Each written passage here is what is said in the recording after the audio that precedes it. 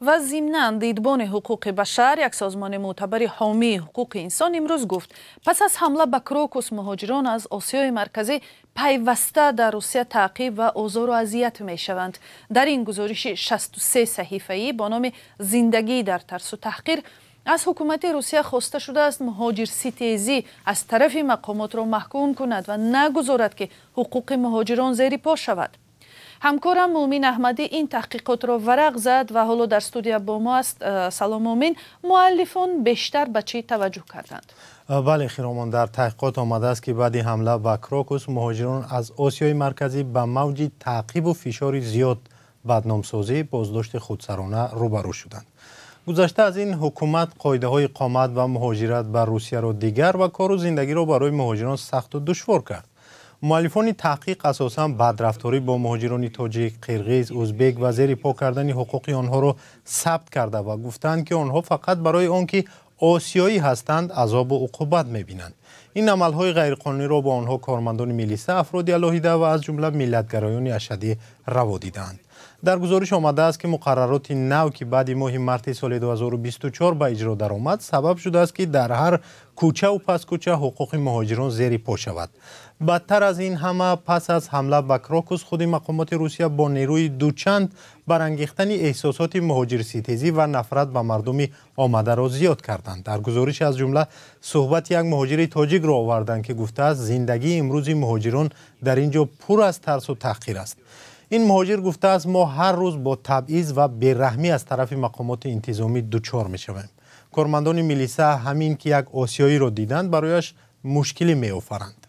راجع به تغییر قاعده های کار و اقامت در روسیه و سوء استفاده از آنها و تاثیر آن به روزگار و زندگی مهاجران چی گفته شده است در گزارش؟ خیرامان، در این باره هم در گزارش زیاد صحبت شده است و هم از اهمیت کار مهاجران برای اقتصاد روسیه که سالانه میلیاردها دلار برای آن فایده می‌آورند. بر اساس این گزارش تنها در سال 2024 در روسیه بیشتر از 3 میلیون و 300 هزار مهاجر فقط از آسیای مرکزی بودند. آنگونه که می‌دانیم بر طبق آمارهای تخمینی حدود 1 میلیون یا بیشتر از آن شهروندان تاجیکستان هم در روسیه کار و اقامت می‌کنند. مؤلفان تحقیقات دیدبان حقوق بشر تغییر قانون درباره مقام شهروندان خارجی در روسیه را مثال آوردند که صلاحیت‌های ماموران میلیسه را وسیع کرد و با آنها اجازه داد که هر مهاجری را که به آنها خوش نآمد به حکم دادگاه از روسیه پیش کنند. مقامات همچنین فهرست شخصان تحت نظارت را تهیه کردند که با آن مهاجران شامل می‌شوند که مهلت اعتبار سندهایشان گذشته است. از زمان حکم اجرا گرفتن فهرست در ماه فوریه امسال صدها مهاجری تاجیک و ازبک و یا قرغیز از حق دسترسی به حساب‌های بانکیشان محروم و گرفتار درد سرهای دیگر شدند.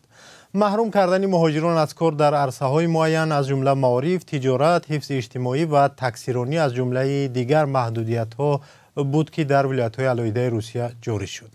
و مومین، خلاصه دیدبان حقوق بشر از این تحقیقات در عموم چی است؟ قبل از پاسخ بگویم که دیدبان حقوق بشر نتیجه های تحقیقات را به مقامات رسمی تاجیکستان، قرغیزستان و روسیه و ازبکستان فرستاده است، ولی بغیر از قرغیزستان از هیچ کسی پاسخ نگرفته است. اما سازمان گفته است که بر اساس قانون‌های بین المللی درباره حقوق انسان حکومت روسیه وظیفه‌دار است حقوق هر یک انسان که در قلمروش هستند حمایت کند به یگان استثنا و تبعیض. فرق ندارد آن انسان تاجیک است، روس است یا ازبک و قرغیز. همه انسان‌هایی که در روسیه زندگی دارند حق به زندگی، دخل ناپذیری، حق به زندگی شایسته، حق حرکت آزاد و تحصیل دارند و باید همه این حقوق رعایت شوند. عین زمان از سازمان ملل و کشورهای دیگری عضو و حکومت‌های کشورهای آسیای مرکزی خواسته شده است که با تلاش مشترک از روسیه طلب کنند که حقوق مهاجران رعایت شود.